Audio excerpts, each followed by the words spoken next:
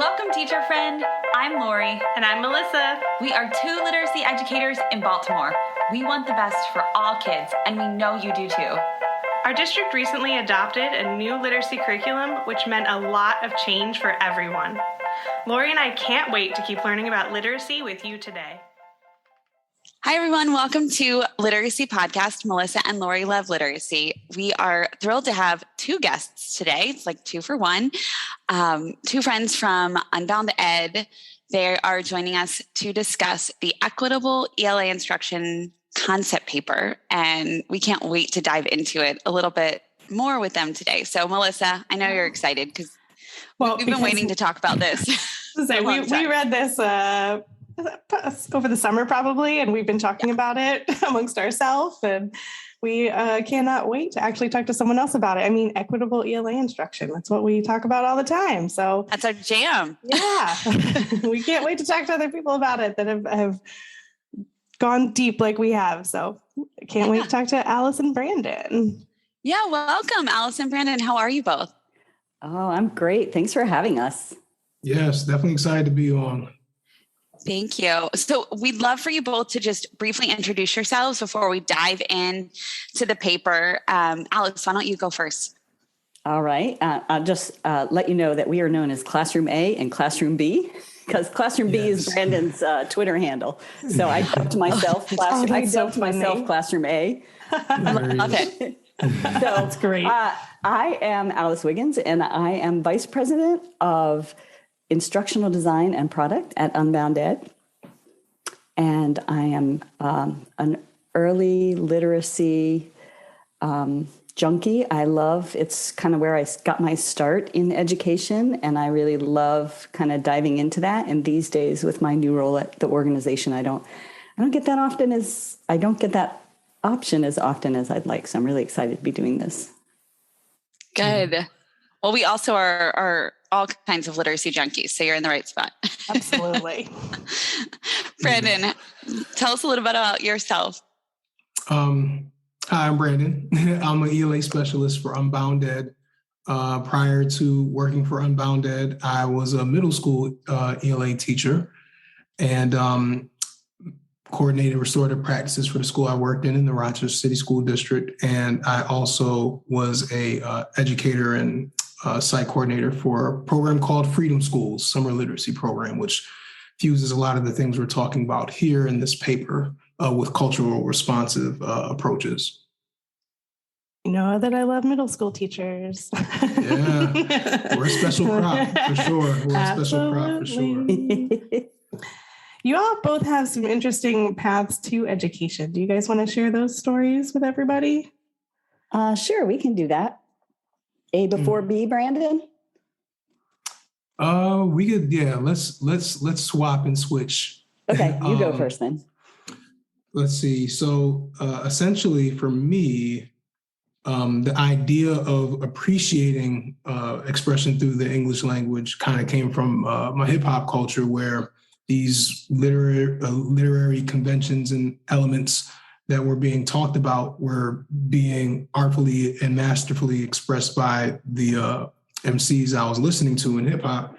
And so I was like, oh, so this isn't some, strange, irrelevant thing to be studying. And then in terms of becoming a teacher, I got closer to the history around the ways that African Americans have been oppressed in this country, which had a lot to do with illiteracy, making sure we are not literate in the English language, had a lot to do with how we were being oppressed. So I was like, okay, well, it makes sense to give that power to other folks that are growing up.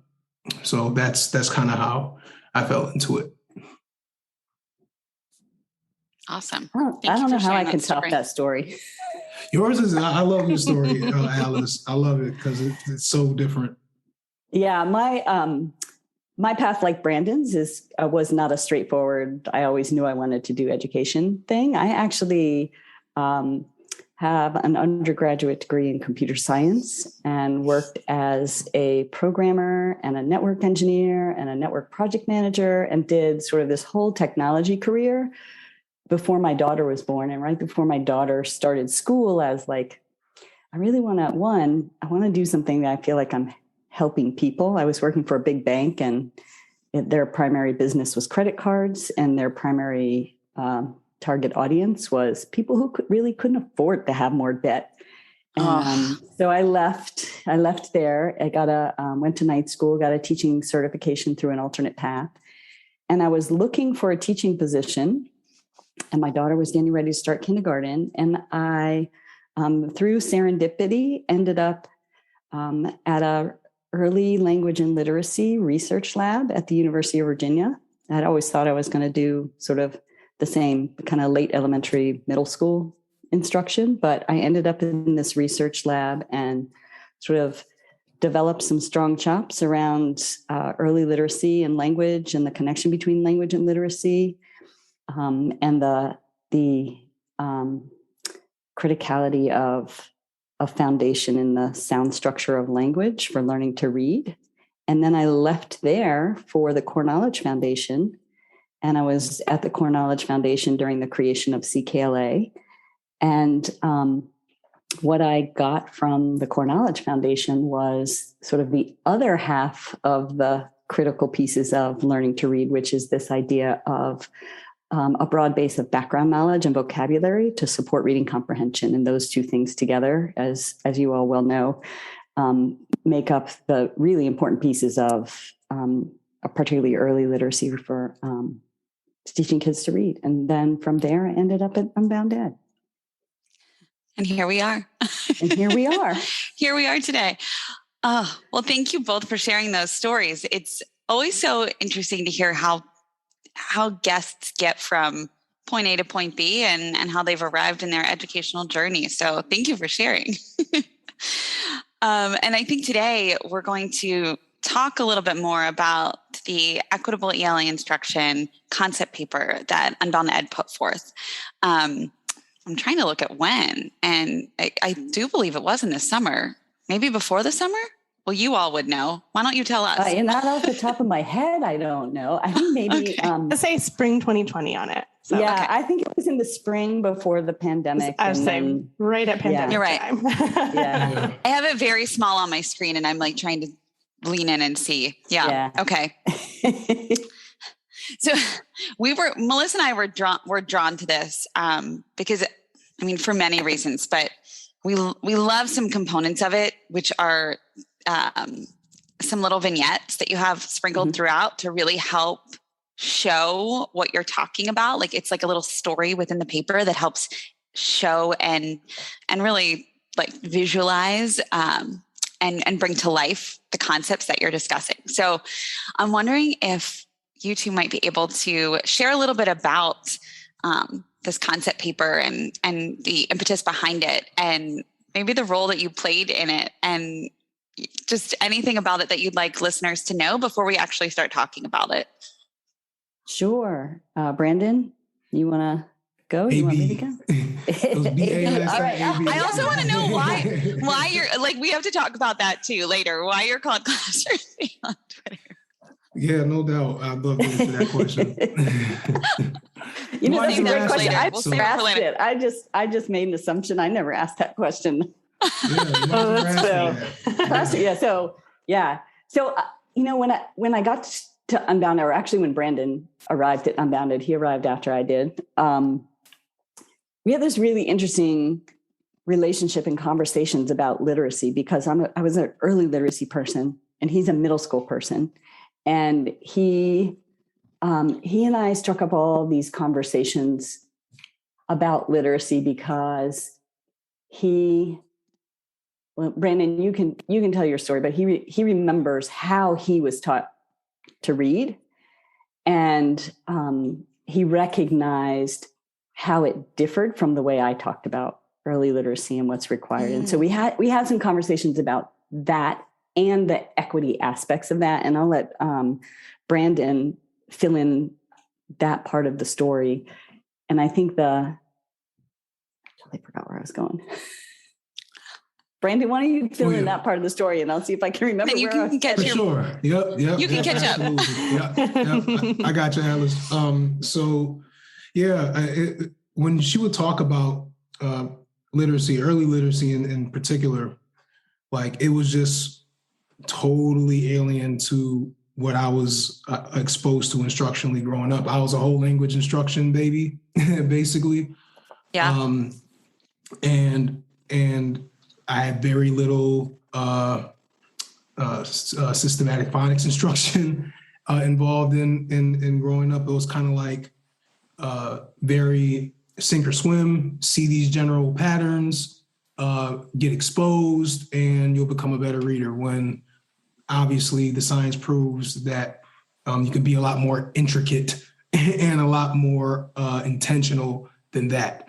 But due to just my own curiosity and due to the fact that, I had a lot of parental and communal support, I turned out okay. But in hearing her talk about those things, I wondered about what if I didn't have all these supports and all this encouragement and positive, affirming relationships with reading and literacy. Like my mother's a librarian. So even though I didn't get taught the science of reading, there still was always this positive culture around books and reading. So what if none of that was around? What would I be doing? What opportunities would I foresee available to me? So, this conversation was going on at the same time. Alice had this mission to kind of put these things out. And so did co-author Josh Parker. And then all these ideas and all these conversations started to meld together into what you're seeing here in this paper. Yeah, and I think the other piece that Brandon and I talked about was, because he was a middle school teacher, like what are the impacts up in a middle school of kids who don't get this foundational learning? And I think when we initially started to write the paper, it was more of a how-to paper and kind of diving in on what we've now come to call, the science of reading. This is before that became the term of the day. But it was a lot more on the how to do this thing in the classroom. And what we realized in the writing of the paper was that we really needed to build some awareness of some foundational stuff that had to be in place before you could even dive into the actual nuts and bolts of the how to do it. And so the paper is really introducing like three really important things that have to be in place for whatever program and however you're doing this to work, and that they set this foundation for equity in ELA instruction. So the three things are, you have to start with an aligned curriculum. I mean, there's plenty of research on there about how much money it costs to create a curriculum and how incoherent curriculum can be when teachers are trying to make your own, and the lack of quality of many of the things that are available freely on the internet. And so adopting aligned curriculum for us was a starting point. And then the other two things really provide the synergy to that and address a couple of things that we saw as we would visit schools where they were adopting aligned curriculum. We saw some practices that were pulling students, particularly students who most needed that aligned curriculum, pulling students away from the curriculum. So the second principle is in the paper is that you have to provide instructional supports that foster students' persistence in the work of the grade level curriculum. And by that, we mean things like productive struggle and scaffolding, and using the students' individual cultures and contexts to bring them to the work of the aligned curriculum. And then the third thing is providing a targeted intervention, but not just having intervention available, making sure that it is happening in service of the aligned curriculum. So it's not like a whole separate path of learning or going back to the past to catch up on missed stuff, that it is more just in time, right? More providing support to get kids, like whatever support's happening to address unfinished instruction is also supporting kids with the day-to-day grade level instruction. And then the second thing is that it's not happening in a pullout that takes kids away from the grade level content that they should be learning, because that's just a way to perpetually damage. cannot wait to dig into all three of them. I'm so excited. I'm wondering if we can start with just talking about the curriculum a little bit more. The number one, focus on adopting an aligned curriculum. One thing I do I did see the other day on a Facebook group, I think, where someone said, I'm trying to follow the Unbound Ed, whatever, I don't know what they called it, but it was these three things. And they're like, so we have to we're starting with getting our aligned curriculum. And they were asking for advice on curriculum. And I was like, yeah. Look at that. That's awesome. I'm curious about, I think I get this, but I want to make sure it's very clear for our listeners too I often feel like, especially when I was in Baltimore, it was like curriculum is over here on this side. And then we're doing these other things over here for equity, right? Like these are two separate things. And I wanted to hear from you all, like, how do you see this adopting an aligned curriculum, which often falls not in the equity world for a lot of people? How do you see that as equitable?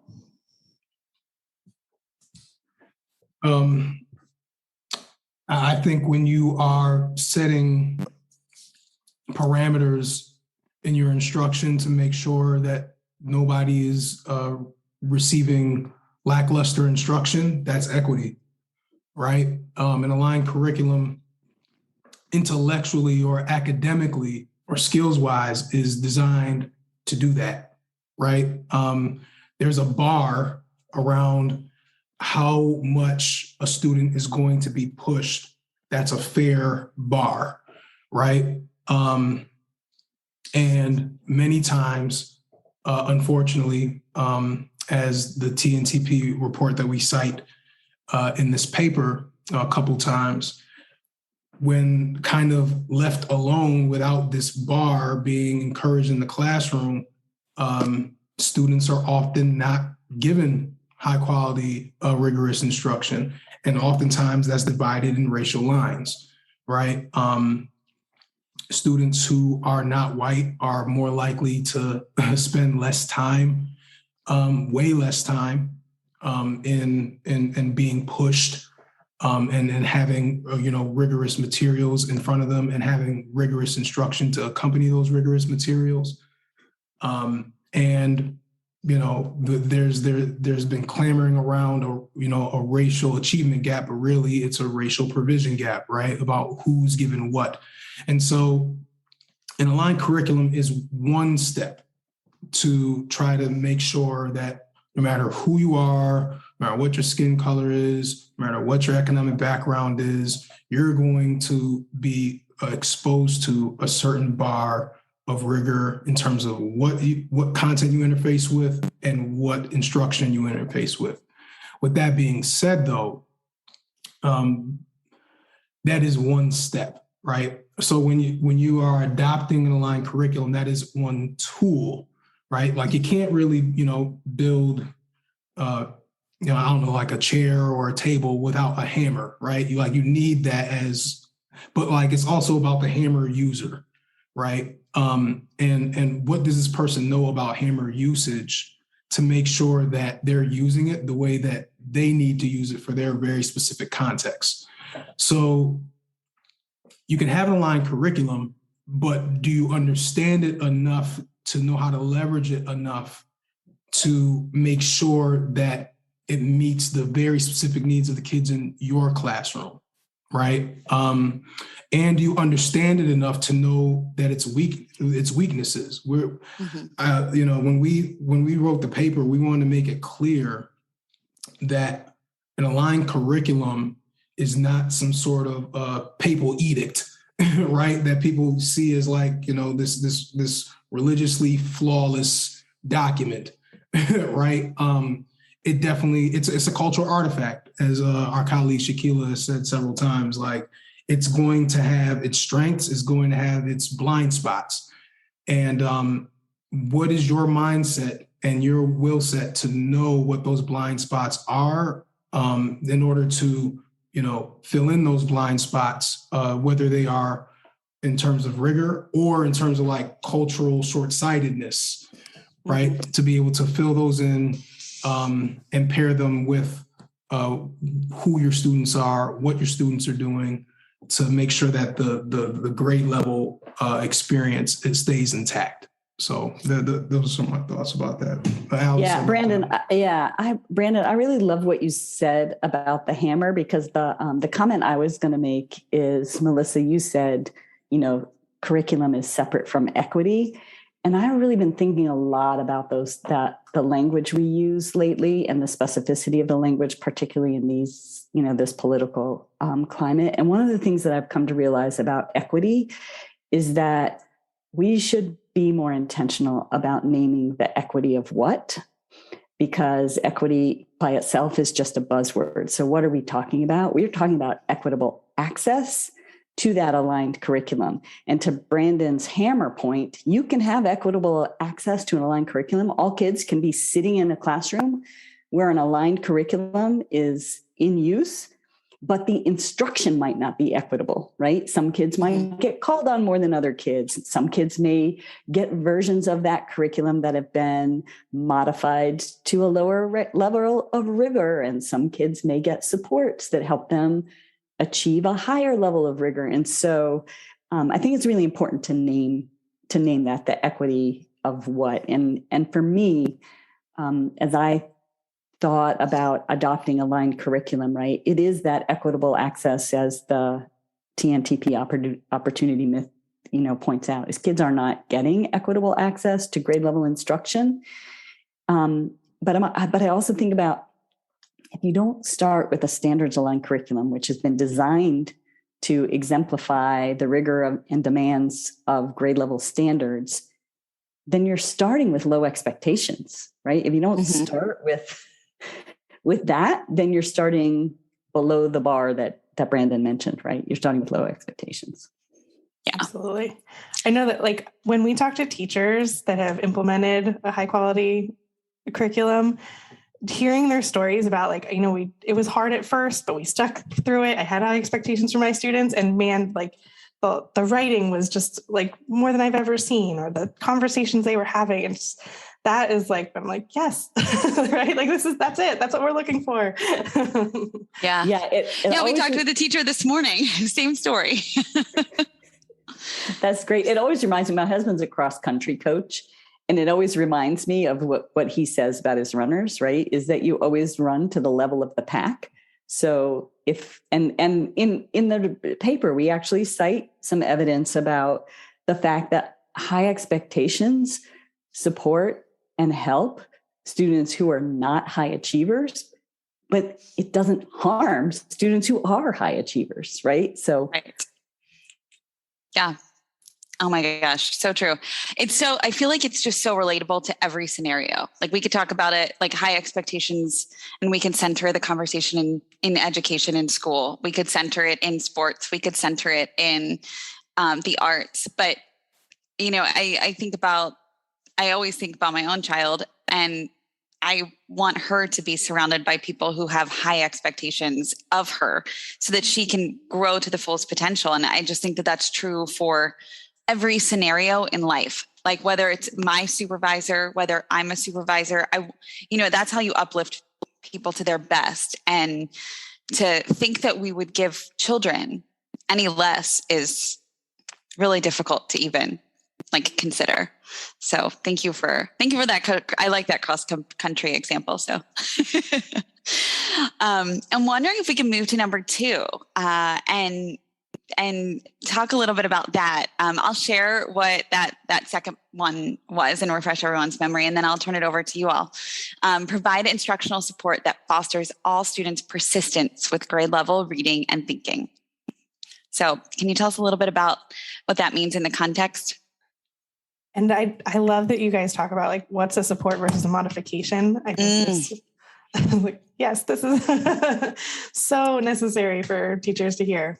Yeah. I think when we originally wrote this, that persistence piece, I think was really about making sure that teachers didn't give up on kids and kids didn't give up on themselves, right? And so it's tied to high expectations. And we have a relatively new way that we've been talking about this work at Unbound Ed, we now talk about GLEAM instruction, which is grade level, engaging, affirming, and meaningful. And this, I like that. Thanks. Yeah. So we covered the grade level, right? This is the standards aligned curriculum is we have to start with grade level. And the engaging piece, it is about persistence in the work. So things like productive struggle and scaffolding. And as you said, differentiating between supports, which maintain the grade level rigor and provide access to the grade level work, and modifications that change the work and provide kids with air quotes success, but not at the same level of rigor. And it also, I think, like to really talk about GLEAM and culturally responsive and sustaining instruction, there is also this piece of it beyond persistence that is about developing students, what Zaretta Hammond calls intellective capacity, right? Like self-motivated, loving, self-affirming learners who have the tools that they need to do the work. And the number two is really about giving students many of those tools that they can use. And so let me just kind of make a subtle distinction between that supports versus modifications, because I think that's a little bit where you were after. And then I'll let Brandon chime in here. But when we look at what happens in classrooms as we do classroom visits, and as the vignettes that you mentioned early on, the stories within the paper are really drawn from what we've seen in our years of visiting classrooms about the differences between how teachers either support or modify the curriculum for access. So when we're talking about supports, I like to use this. People all the time use this analogy of a scaffold, right? And you've heard scaffolding, and you've seen, I'm sure you've been at a PD session where, somebody's put up a picture of a house with scaffolding all over it and talked to you about scaffolding. And what I realized is there's actually two uses for scaffolding in construction, right? Sometimes the scaffolding is there, like the scaffolding that after the fire in Paris, right? They put around the church, they put the scaffolding, not for the purposes of work just yet, but for the purposes of securing or holding up the structure, right? And so I think of modifications like that. We're trying to prop students up, hold students up so they don't fail. And that scaffolding is there for the purposes of holding them up, not for the purposes of granting them access.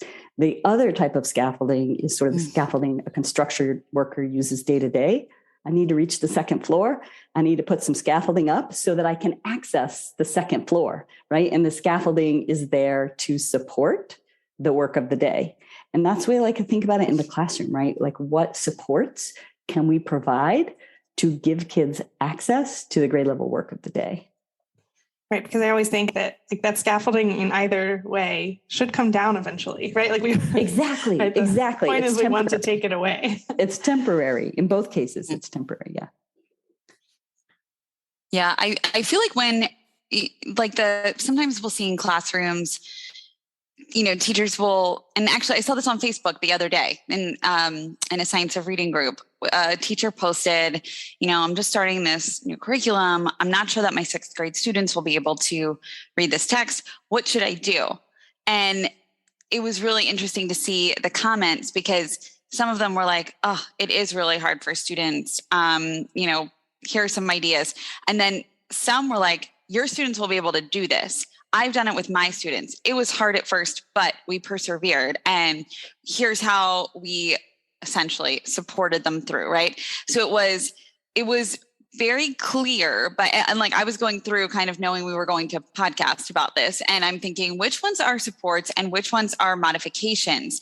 And it's really interesting because the tone of all of the comments that were support comments was uplifting, was like, you can do this. And the tone of the modification comments were like, well, you have to make it easier because, and it was this I don't know. Maybe I was just reading it like that, but I could feel the modification, because you read it too, Melissa. I sent it to you. You could feel it like the mindset. The mindset. Yeah, you're feeling the mindset. It was either like uplifting or I don't know, maybe like an exhale. Like, like a, They can't do it. Brandon, we talk about that phrase all the time, but my kids can't. Yeah. Right. Mm-hmm. When you don't even know you haven't tried. I think it's really funny because that conversation, it was started with a different book, but it went to Bud Not Buddy in 6th grade, which was exactly the examples you all gave in this paper, which I just thought was hilarious. I was like, it's exactly the same. But the thing that hurt my heart in some of those comments was the teachers who said, well, I just read the whole book out loud to them. Yeah. And wanted to get what you all thought about that. Yeah. I mean, it's funny because that goes back to the vignettes, right? Like, because teacher A, not Alice in this case, decided to, do that. And then teacher B, not Brandon in this case, decided to not do that. And I think that, well, one, let me sympathize with the average teacher because the profession is a very overwhelming profession. Yes. And it can be very easy to be like, I don't know how I'm going to do this, right? There are 1,000,000,001 factors every 30 minutes in the classroom that and they're right that a lot of their students are reading below grade level, right? Yes, right. It's true. So with that being in mind though, right? Yes, it's overwhelming. I like the approach that this individual you're talking about, took where it's like, hey, I'm overwhelmed. I don't know what to do. Somebody please help. And then the people who, provided optimism and tools, I think, I would hope they actually, they were actually a benefit to the person asking for help. I just feel like, I was, my wife watches the Good Doctor, that show, The Good Doctor, and a lot of other like doctor shows, right? And whenever I watch these doctor shows, there's always like some impossible like physical ailment, right? That's like seemingly impossible to like fix or heal a person from. But somehow they figure it out. And I know this is all, television, right? But I really don't think it's that far off from what surgeons do on a regular basis, where it's not like patients come in with their bodies totally equipped to solve the challenge. There are a bunch of challenges that are in the way of them trying to provide the healing and the medical support. And they, valuing the profession, valuing the people they have to operate on, figure it out amidst all the stress, and they go for it, even though it's seemingly impossible. I don't know if the teaching profession is often the same sometimes, right? Where we have these challenges. Is the environment valuing the profession enough? Is it valuing the people that are being educated enough to really dig and think about what the best practices and tools are, right? So in the case of Daniel in the case study, right, in the vignette, what did the teacher do, right? Provided the text, audio text the day before, right, for Bud Not Buddy. Provided copies, maybe providing copies of the text with line numbers to make it easier to navigate, not gutting the rigor of the text, but making it easier to navigate. Chunking the text, right? Like, so you're not diluting it. Maybe you're, shortening the amount of text they can get exposed to, but you're still exposing them to that rigor, right? And then you're asking these scaffolding questions to lead into a bigger text-dependent question, right? Like, these are all like, best practices, best techniques to make sure that students get access to grade level text. And, sometimes that might not be enough, but there are other things that can be done if explored through the curriculum, because sometimes the curriculum does have some answers for that, and or co-planning with your colleagues around this, and or seeking a PLC formal or informal community around how to do these things. But Yeah. So that's Brandon, I think you really got at the heart of this thing. This, like, we talk about this phrase all the time. We hear teachers say, but my kids can't, whatever it is, but my kids can't. And often what they really mean is, I don't know how. Mm-hmm. And part of, like, even making this tiny distinction between a support versus a modification has been a real aha moment in our professional learning offerings for educators, because they're just thinking about helping kids, and they're not thinking or distinguishing between whether the help that they're providing is providing the grade level access or gutting the rigor. And I think just that learning, right? Oh, that's one thing I need. Now I can think more about the thing that I'm doing. And the examples that are in the paper that Brandon just reviewed, and the point that you made, Melissa, about scaffolding comes down, right? So I can chunk the text and I can work with a smaller piece to lower the demand of students who are challenged by reading. I can lower the cognitive demand for them and do that work, and then piece it together. And over time, I will be able to use bigger chunks. And then eventually I'll be able to get to the text as a whole and not make those adaptations for support. Mm-hmm. Can I quickly bring? Oh, sorry. We all talked at once because we're so excited. Go ahead, Brandon. No, I was just going to say, to further elaborate on that last point Alice made. I remember in gym in elementary school, where if we had to do like fitness tests, right? The gym instructor would actually be like, all right, do 20 push-ups. Girls, without seeing what the girls could do, girls just do them on your knees. Like, don't be on your feet, do them on your knees and just push up like that. Meanwhile, Lori can do like 100. Right. Meanwhile, they were like, my fragile self was like probably get push up by like a lot of the girls in the class. But there was like this assumption that certain students would be equipped to do traditional push-ups and certain students would not. Right. Yeah. And even if there were ones that couldn't, you want them to still do it, but maybe you change the number, right? Maybe you decide what type of, like, you want your arms closer to your chest? You want them more far out?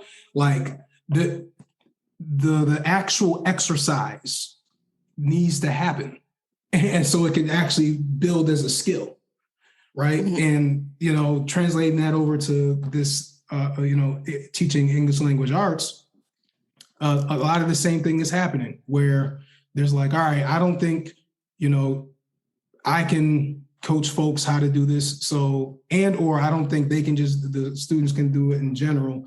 So I'm going to dilute this, as opposed to chunking it, starting the rigor small and then expand, but keeping the rigor, having fidelity for the rigor. I think there should be integrity for aligned curriculum, not necessarily fidelity, but there should be fidelity for rigor, right? Mm-hmm. Unapologetic, consistent focus on rigor.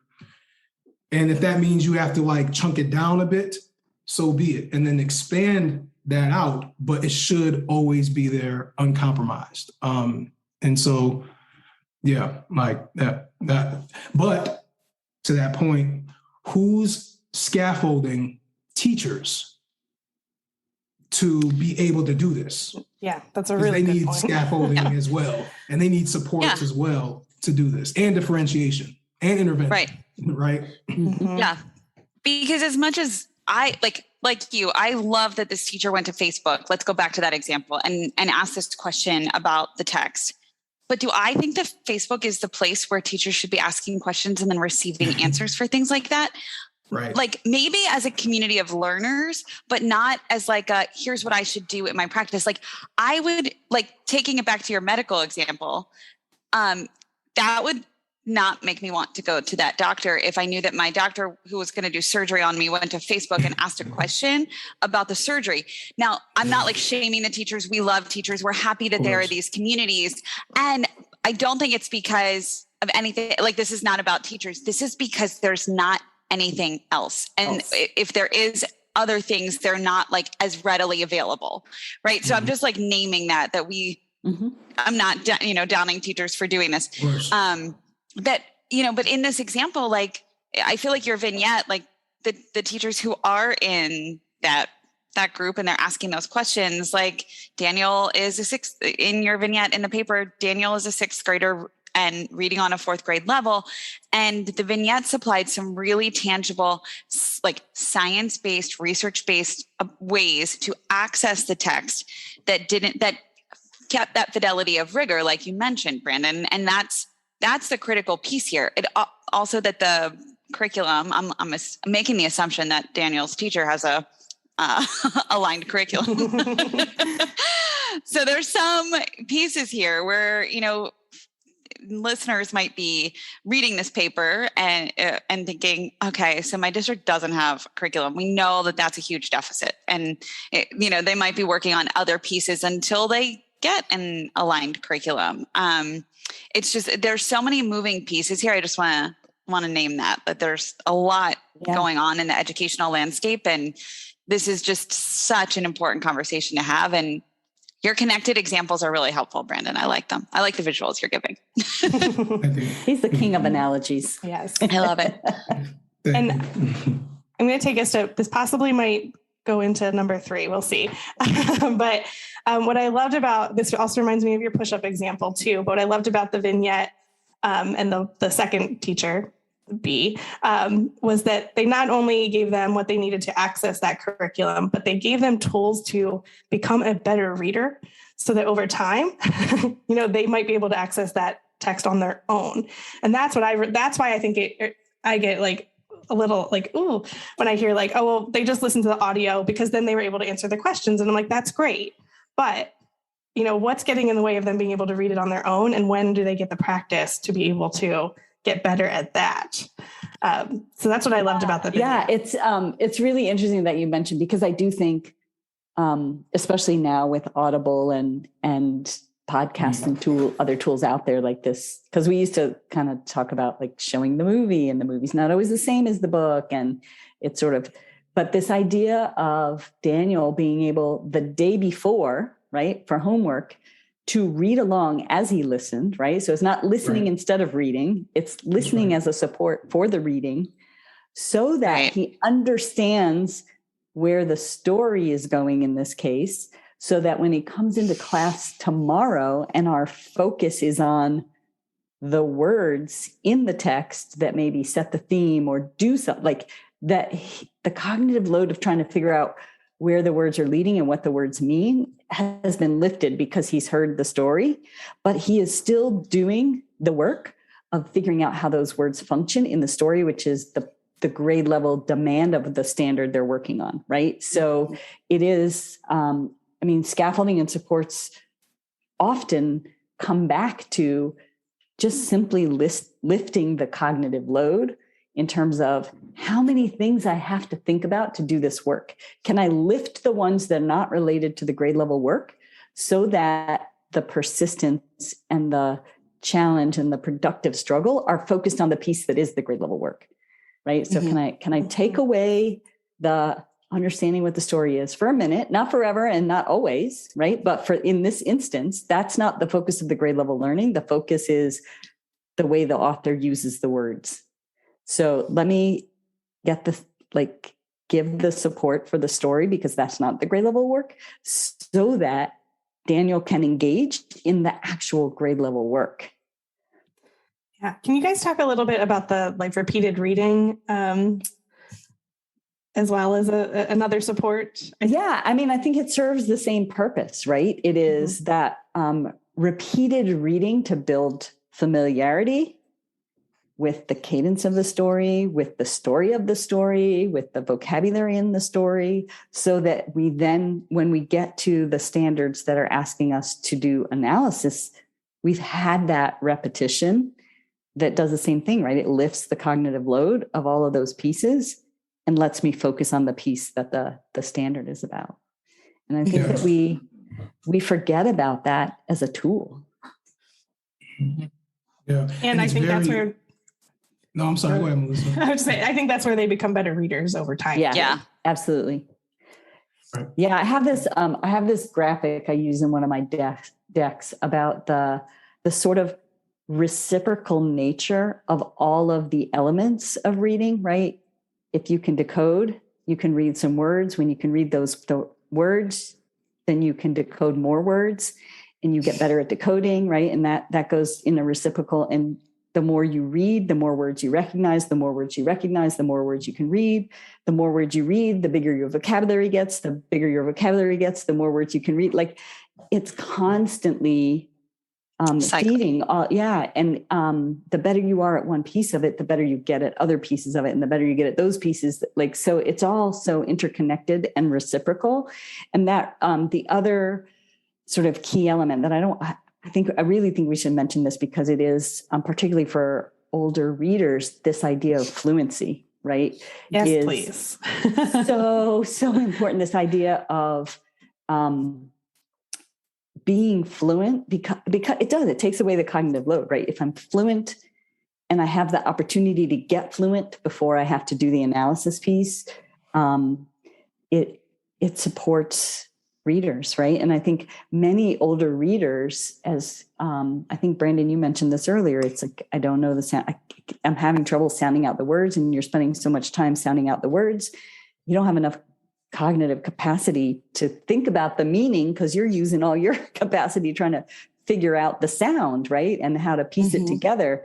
And so this idea of building fluency so that we can get to meaning, and that fluency instruction and fluency practice is, I think David Lieben talks about it as like it's a low-hanging fruit of helping kids become better readers, right? It's really pretty easy to implement. It doesn't take a lot of time. And it is, I think the example in the text, right, is that Daniel's teacher reads the text with the kids a couple times before they dive into the analysis. She gives an opportunity to ask questions about the words, to help with pronunciation of the words, to make sure the fluency of the passage is there so that they can read it for meaning. Sure. And I want to point out too that what you just shared, that vignette example, is with grade level text. So students are practicing fluency in small chunks of grade level text. And that's the critical piece there, is that they're not, and they're not like reading a text that is at their level or a text that is quote made for fluency. They are practicing reading grade level texts that are rigorous and with rich vocabulary, and they're practicing repeatedly reading those texts. And it's the text they'll see, when they get really difficult questions that they're supposed to answer about it and have conversations about and write about, right? So now they can, because they've had that practice. Absolutely. Yeah. And I think that it's important to note that the things that the skills and the provisions that you just named, like regular fluency exercise, access to grade level text, repeated reading, these are often features that are in aligned curriculum that may not be happening.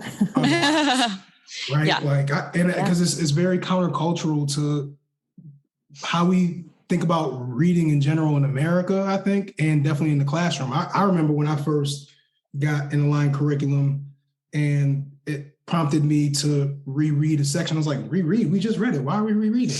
Right. Because that's just not, it's like, just get through the story, right? We rewatch music. We re-listen to music and we get enriched and we think about all these things or all those other things, but rereading books or texts, that's not something that is universally practiced. So even though we're missing a lot that's a good point. Rigor and opportunities to grow as people to be able to do that. Yeah, Brandon, that music analogy just reminded me, like when you're in a classroom and you're watching this happen, and maybe there's some fluency practice and we're going to do 3 reads of these 2 paragraphs, right? And the first time through, it is like clunky and kids don't know the words. And by the end, in 5 minutes, you can get a fluent reading of that text. And the music analogy made me think of that, like when a new song comes on, it's really catchy, right? And and you're singing it and then you stop singing. So you don't know what the words are. And like a couple of times, and then you know all the words. And that's what fluency practice is, right? Is a couple of times. So I know all the words so I can sing along, right? So I can do this work. And then it gets to the point. Yeah. And then it gets to the point where you know the words, you understand the extra layers of meaning behind the words. And, like the same could be happening when we're reading text, but, we just have to be prompted to do that and value that, right, as a practice to help kids. Mm-hmm. Yeah, it's like you learn that chorus first and then the verses come over time with lots of listens. And if, then you start to pay attention to the words the more you listen. And then hopefully not 20 years later after you sing the song, you know what the words actually mean, as hopefully you know what it means sooner rather than later. But some songs I still listen to, I'm like, what? I didn't realize that's what that was about. Yeah, it's so true. It's so true. Yep. I was walking around singing that for lots of years of life. No, but it's such a good analogy, and it's so helpful to, really like help listeners think about fluency as that low-hanging fruit, and to just, almost like to me, it's motivating to hear that analogy. So thank you for that. Yeah. I'm wondering, we're almost out of time. I don't want to keep you all too much longer, but is there anything else about the targeted intervention that you all would like to share? We kind of bled into the targeted intervention from the scaffolding conversation, and those two things work together. And I think the point that we started with was that it's not just about doing these three things individually, adopting the aligned curriculum, supporting persistence in the work, and having intervention aligned with the curriculum, but it's about doing those things in service of one another, right? Is that the support should be toward the grade level learning and the intervention should be toward the grade level learning. And the latest paper that TNTP did is actually about learning acceleration. And they did the paper with Zern. So it's about math, but I think the principle still applies here, right? Which is that if we modify or remediate, do this sort of helping kids with unfinished instruction unrelated to the grade level instruction because of that deficit, they missed it kind of mindset, then we take away the opportunity for the learning that's going to accelerate kids, right? If we do this without connecting it to grade level, we're perpetually hindering students' access to that grade level learning. If we do it in service of the grade level learning, I am addressing unfinished instruction in my intervention, and I'm providing some strength and support for the grade level learning so I get better at the grade level learning. And again, that can be one of those reciprocal cycles as well, right? That the more grade level learning I have, the less intervention I need, the more intervention I get, the better I get with the grade level learning. Like it can support as well. Yeah. And this draws me back to what you mentioned earlier, that, when educators are feeling like I can't or they can't, it's because we don't know. And that's what you just described is really challenging, especially if some of those pieces are not in place, right? Like some of the pieces from the puzzle are not in place. So just saying that out loud too, like that, yes to all of those things, but it's not, it's not easy. It does take some learning and some time. Yeah. I have a question for you guys. You on your website for your podcast, do you post resources? I want to, we're nodding. Nobody can hear us. We're nodding. And we just redid the Unbounded website. So I'm not exactly sure where this exists on the website, but I will either get you a link or a copy of the document. Student Achievement Partners built early in the process, built a document around scaffolding grade level text. And they talk about what teachers can do before reading, during reading, and after reading. Mm-hmm. And at Unbounded, we because of all of these great open educational resources we can build on one another's work, we took that idea of the before reading, the during reading, and after reading, and also thought about the places that hold complexity in a text, right? The knowledge demands, the vocabulary, the sentence structure, and kind of did this grid of tools. And these are scaffolds, right? They're tools that a teacher can do before reading to support kids in the grade level reading. They can do during or after, but they're categorized kind of by, this will support with the knowledge demands, this will support with the language demands, this will support with the structure. And I would love to make that available as a resource. It wasn't referenced in this paper, but I think it is to the point that we've been continually making, right? How are we going to scaffold teachers? We need to make things available to teachers, and not just in Facebook. Like, right, we need to make tools available, and I'd love to make sure that that's available to folks out there to kind of see some things that we didn't talk about, other ways that you can scaffold grade level text that weren't addressed in the paper. Thank you. Yeah. That's very helpful. We would love that. Yeah, we can post that on our website, and then we also have a newsletter that we send out weekly. So we'd love to inbox that as well. Might actually really complement when we share your podcast, that we are linking the Unbound Ed paper and then also sharing that as a resource, so that when listeners are listening to the podcast, they can pull up the Unbound paper and then also draw into this resource as we're talking about it in real time. Awesome. Yeah, thank you for that. All right. So we're at the end, and we always ask our guests for a piece of advice before we leave. So you guys get to see who goes first, A or B. Yeah, I can go. Can I say one thing real quick about intervention? I promise it'll be real quick. No problem. Intervention is not intellectual jail. Sometimes we don't know what to do with kids. The educational environment failed them, and so they come to us, and we don't know how to fix that failing. So we decide to fail them by putting them in intervention and keeping them there. It's not something that's like a support to, it's not something that's done to support grade level instruction. And it's not done for like a remediation or recovery to then come out of it and then, join consistent grade level instruction. Sometimes it's a holding cell, intellectual holding cell. So if it's going to happen, make sure that you have the mindset that that's not something that they should be eternally receiving, and is, to what Alice said, paired with what's actually happening during grade level instruction, during general education courses. And for advice, I would say we're obsessed with like the Covey circles at Unbound Ed.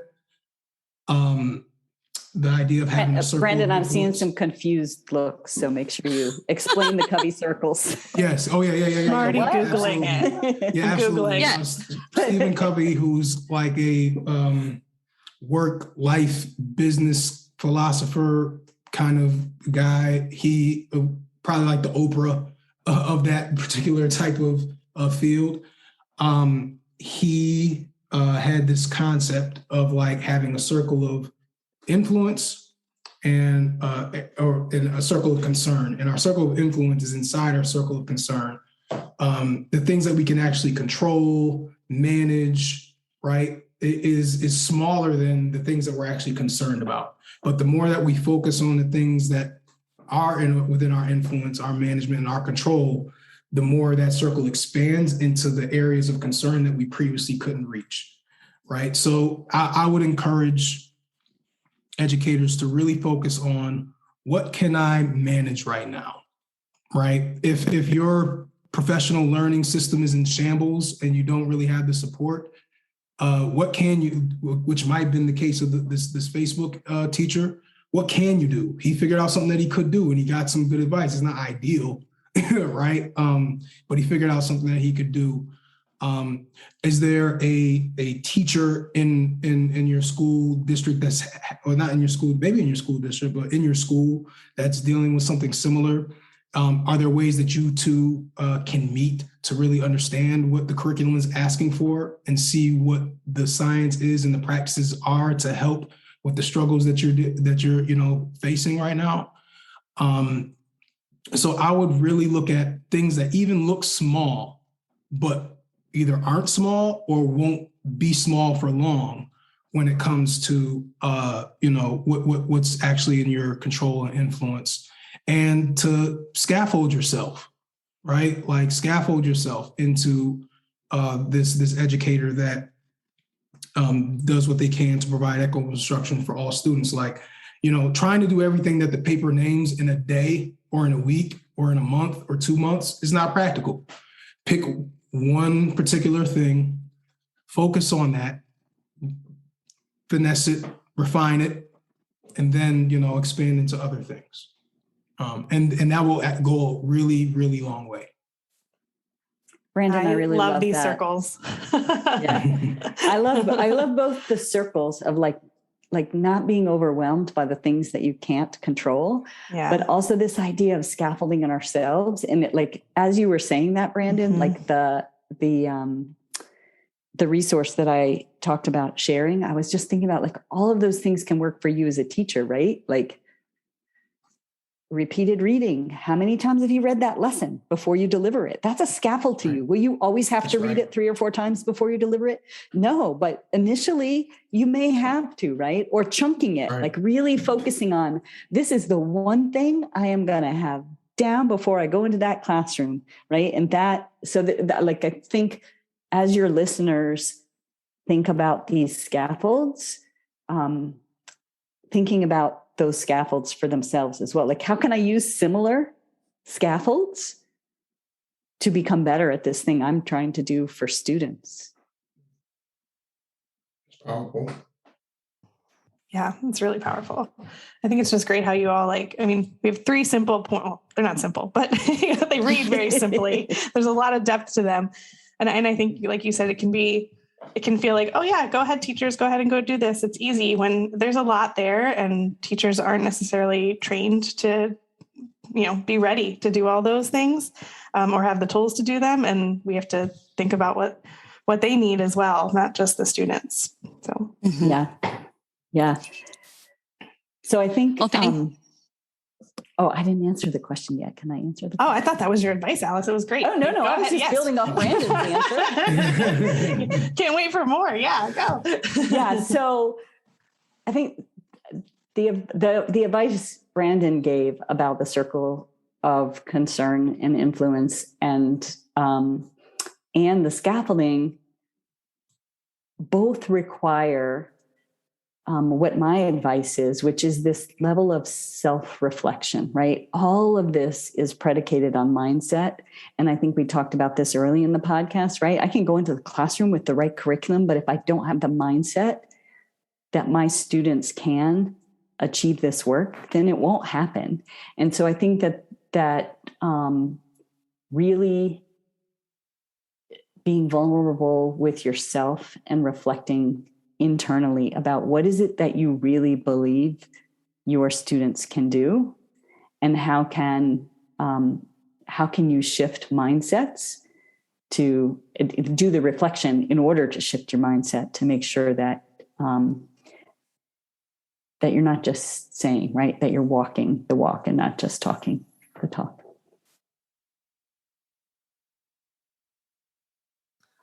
Yeah, that's great, Alice. Thank you so much. Yeah, that makes me think about what can I control, but you can control your mindset. Yeah, for sure.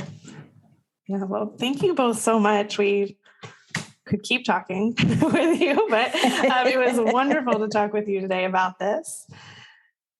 Thank you for having us. Yeah, no, this was fun. It's always fun having these conversations with Alice too. So I know Brandon and I are working in different work streams right now, so we don't get to interact as much. Well, good. I'm glad we got to bring you together again. Yeah, thank you so much. Can I close us out with one last bit of shameless self-promotion for Unbound Ed? Absolutely. We talked a lot about teachers not having the respect and or resources they need to do this work that is the most important yet most challenging work out there. And I just wanted to remind folks that we have a bunch of learning opportunities that Unbound Ed provides. We have virtual summits. We are beginning the planning for our first post-COVID in-person that will happen in the spring of 2022. And that's exciting. Yeah. And we have a couple of upcoming blog posts on this idea of GLEAN, grade level, engaging, affirming, and meaningful. And all of these things are sort of, the ideas are kind of interwoven with the ideas in this paper. It's the foundation of our work. And so it's a place to go for more if you're looking for more. Thank you. We'll share all of those things. And I'll add to the shameless plugging around one thing that Alice was one of the leaders for this unbounded planning process, the UPP. It basically is a tool to help scaffold teachers into internalizing lessons from an aligned curriculum, breaking it down, making it understandable, and also assessing it for cultural responsiveness in moments where it may not be, and then helping the teacher figure out how to make up for that. So that I feel like that out of many of our tools and the things that we've been talking about, like aligns very, very closely. So. That's amazing. I'm not going to lie. I was like shamelessly searching online to try to find information as you were sharing. So you'll have to send me the links. Send us the links so that we can link them in the show notes. Perfect. Will do. Yeah. Much more effective than me trying to Google before you finish talking. No, for sure. Oh, thank you guys again for having us. This was really fun. Absolutely. Yeah, thank you. Thank you. Have a really good rest of your days. You too. Thank you. You too. Bye. Bye. Bye. Thank you so much for listening, literacy lovers. Be sure to visit our website to subscribe to our newsletter and podcast. It's literacypodcast.com. Yep. And don't forget to follow us on Instagram, Twitter, and Facebook. Most of them are at Literacy Podcast. Yes. And please, please, please reach out to us. Melissa, what's our email address? Melissa and Lori at literacypodcast.com is our email address. And we love getting emails from you all. And Lori and I really read them. Yeah, and we really respond. We love when you all reach out and we get to have conversations with you. So please email us. Let us know what you're thinking, what you're thinking about literacy, what you're thinking about ideas for us to podcast about. Yes, ideas for podcasting, anything. We love to hear from you, what you liked, what you want. Yeah, we're here for you. Mostly y'all are asking questions, which is great. Yes. We don't mind that either. Yes. We're so glad you're here to learn with us. Thank you, everybody.